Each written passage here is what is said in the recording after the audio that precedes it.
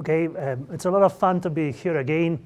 I have a tough task because I'm standing between you and a dinner, so I try to be reasonably brief. So I want to say I really very much enjoyed reading the paper. I think it's a very timely piece. We're in the middle of a very severe foreclosure crisis. We have about 5 million homes that have been already lost to foreclosure. More worrisome, there might be much more to come. And a particular concern is that foreclosure is not a costless process. It can result in significant deadweight losses to borrowers and lenders and also to societies as a whole due to some negative externalities of foreclosures. So unsurprisingly, in such an environment, there's a lot of concern about the extent and pace of mortgage workouts. And the general view, especially if you go to Washington, D.C., is that given this cost, we don't see not enough of modification happening and too much foreclosures. So this brings essentially an importance to thinking about it, both from the empirical and theoretical side, about this question of why modification happen or doesn't happen, and how can we potentially improve this going forward. So what this paper does, it provides a very stylized model of mortgage renegotiation, and I think its main contribution is thinking about embedding it in the mortgage-backed security design.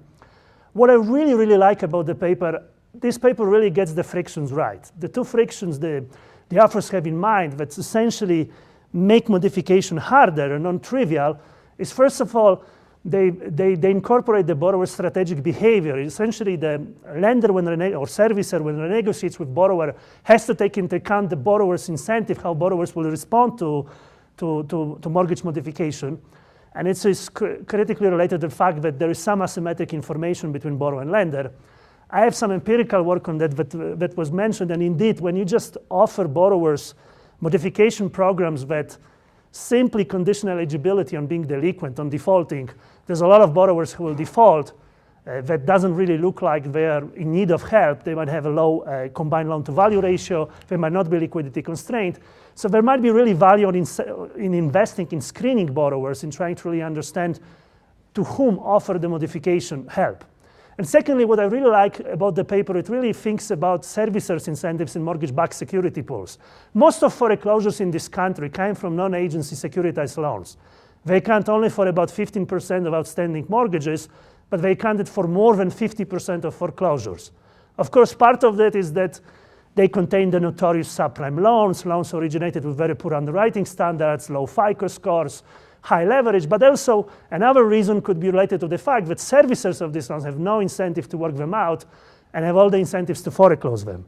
Just as one slide on how important these things are, I have some early work on that with Seru and Vic. We find out that securitized delinquent loans are foreclosed at a rate about 30% higher compared to similar bank-held loans. And you really see the same thing in the Treasury data that contains information on loan modification. This is what the servicers were doing in Q1 of 2009 before any major government intervention.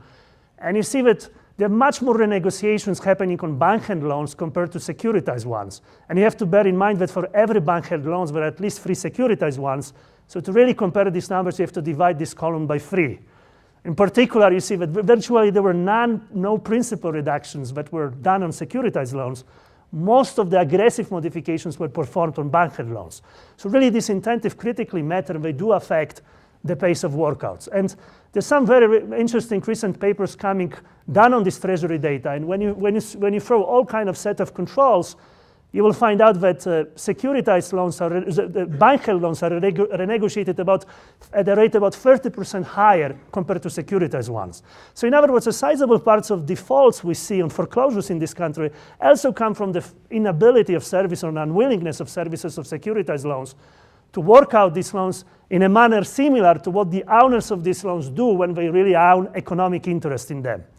So that's what I really like about the paper. These two frictions, I'm sold that they are important, both and also quantitatively. So before I go to the main comments, let me give you a brief review of the model in 2 slides. So the authors start with a setting without any securitization, just a borrower and lender setting, very stylized, very simple. Everybody is risk neutral. There are 2 periods. At time 0, the borrower gets a non-recourse loan. The only thing he loses if he defaults is the house, but otherwise he has no other default costs. What is important at time 1, the value of the asset, the collateral, is a random variable V. and it's only, in principle, can be potentially only observed by the borrower. So borrower at time 1 decides what to do. He can default, and he will always default when he's a negative equity position. In other words, if he has to repay more than the house is worth, it's in his economic interest to default. He can also default for strategic reasons. Here, strategic really means to try to get some concessions from the lender, even if he's still in positive equity position. And of course, once the borrower defaults, lender has to decide what to do. He can foreclose the borrower. The problem foreclosure has the deadweight cost delta. And alternatively, he can make a leave it or take it offer to the borrower, lower his promised payments to R1 relative to the initial, lower the principal and interest rate to be repaid to some lower rate. And then the ball game is on the side of the borrower. The borrower has to decide, do I take this offer or do I default? And of course, if the borrower defaults, in this setting, there will be no further renegotiation. He will be foreclosed.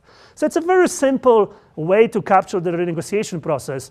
Of course, you could think about some complication and alternating offers and so on, but I think it gets the basic intuition right. So what are the kind of main results about this model? If value of the house will be publicly observable, this model will be very simple. There will be no strategic default. Everything will be known. There will be no foreclosures.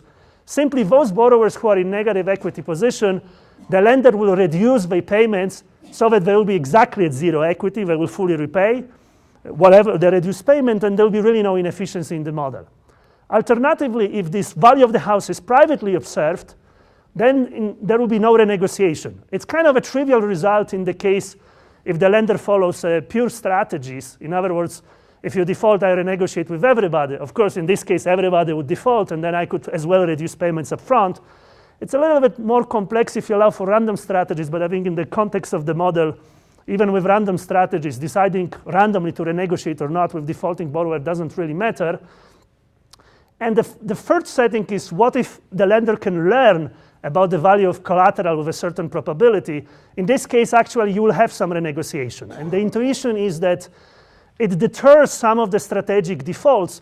Remember, in this model, if I discover that you are a strategic defaulter, I can punish you, because essentially the lender can impose higher payments in the next round of renegotiation. It's a little bit, this assumption doesn't directly map what the lenders do, but I think if you think about imposing some high fees and so on, this is quite sensible.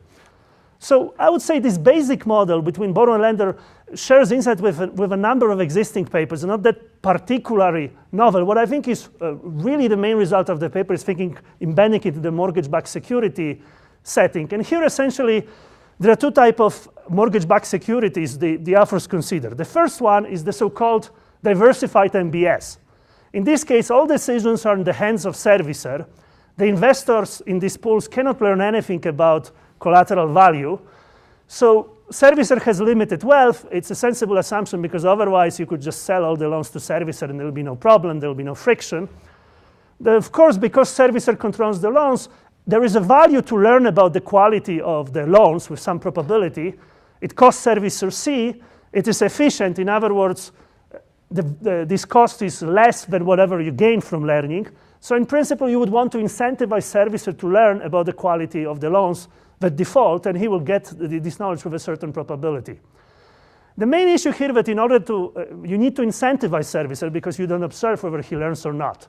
So the authors consider the only way you can incentivize services is by giving him a certain fraction in MBS cash flow, essentially a certain percentage value of the MBS.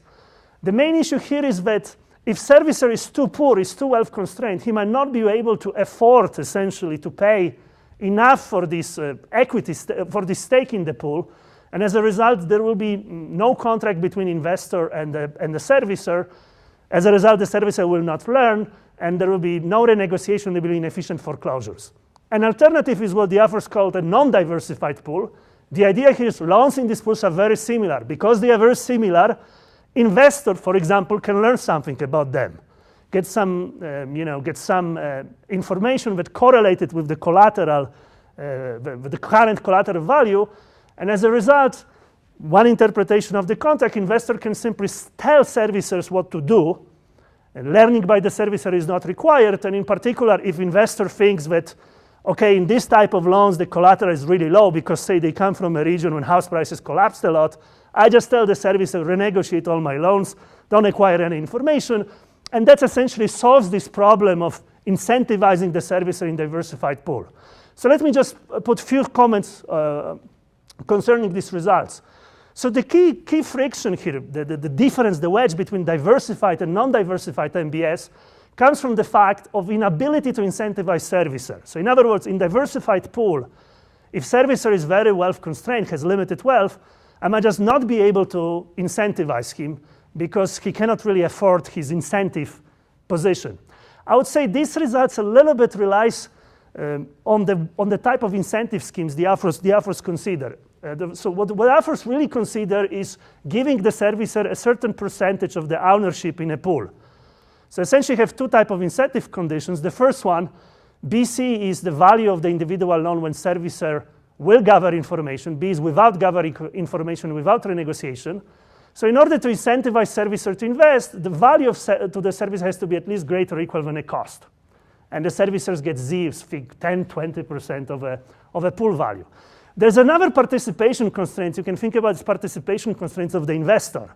If there is a renegotiation, and in pool variant loans, this is how much value will be created, but I have to incentivize servicer by giving him this stake in the pool, minus any wealth he can contribute for paying for that. So in the extreme, suppose servicer has no wealth, W is 0, then we will agree to that only to the extent this condition is satisfied. In particular, if incentivizing servicer requires giving him too large ownership of a pool, it might be not possible to sign this contract because simply investor would not break even on that. But you can actually improve this setting with a little bit different contract. What if I give a servicer a share in the cash flows from the pool minus the lowest possible cash flow I can get from the pool? So in other words, you give him like an excess cash flow above a certain minimum value you're going to collect from the pool. And minimum value is whatever, say, you can collect if you foreclose everybody. You cannot do worse than that. Note that in this case, the incentive constraint of servicer is identical. Servicer doesn't care about the levels as long the value of information increases on the margin, the value of the bond, and he captures still this. But it makes the contracts much cheaper because right now you don't have to give the servicer 30% of the pool. You give him 30% in excess cash flow above some minimal benchmark. And actually, industry is quite smart to figure it out. And in contracts in which there are a lot of defaults historically, like in credit cards contracts, when you securitize credit cards, actually the issuer, which is also often servicer, retains the so-called right to excess spread. So he doesn't get 30% of the pool ownership. He will say get 10% of all cash flows above a certain minimum basic cash flows from the pool. And that's essentially the way to incentivize services, but overcomes at least partly his wealth constraints. So I would say this result relies a little bit on that. And I think with a more complex contracts, you could, or maybe even not more complex, but a little bit different contracts, you could overcome to some extent this servicer wealth constraint. But the second thing is the model is very much geared towards this non-diversified pools and really critically relies on two factors. First of all, ability to sort loans ex ante to same type. In other words, we should be able to form these pools in a way that expose when they are defaults. We are learning about some common factor driving the defaults. And the second thing, especially if you think about inability to, and relying on investor to tell servicer what to do, the servicer has to be able and willing to do that. It's essentially to learn about this common shock and tell servicer what to do. So I just want to make one comment. For most of the defaults, they are not driven by necessarily the negative equity only. This is a necessary condition. But sizable part of defaults are really about liquidity constraints of the borrowers. And then you could say ex post, there can be quite a wide distribution, even in the same pool of ex ante identical borrowers. They're driven by things like health shocks, accidents, loss of job. So in that sense, I agree with the authors that to some extent forming a non-diversified pool could be helpful, but there are really limits to how much this non-diversification can you achieve, given that a lot of shocks are really very idiosyncratic. And secondly, MBS investors are dispersed and heterogeneous. Especially if I would have non-diversified pools, the investors have even more incentive to be diverse, to essentially to hold simply a very small fraction of the pool because it's a non-diversified pool. But then you run into this problem of coordination problem. You have a lot of heterogeneous investors.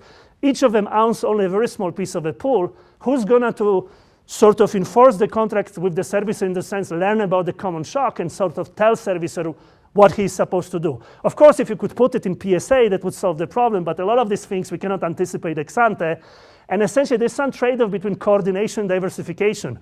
Less diversified pools will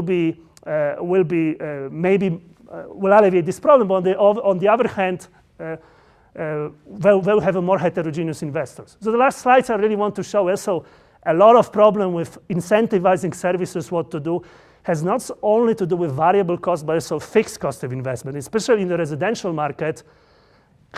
For good or for bad, real estate crises are quite rare. They come every 20, 30 years, and in between there are very little renegotiation that happens. So this infrastructure that requires a certain significant fixed cost to do this renegotiation is only useful in very specific times. So one really has to think more about like how to incentivize fixed cost of investment into this mortgage renegotiation activity. And I just want to say we've looked on home affordable modification program with a bunch of colleagues using the treasury data. What we find out, this program was meant to provide financial subsidies to servicers to alleviate these problems.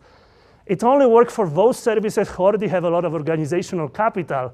Those that didn't have experience in renegotiating loans, and this is majority of loans are serviced by them, benefit very little from these financial incentives. So thinking about subsidizing fixed costs is very important.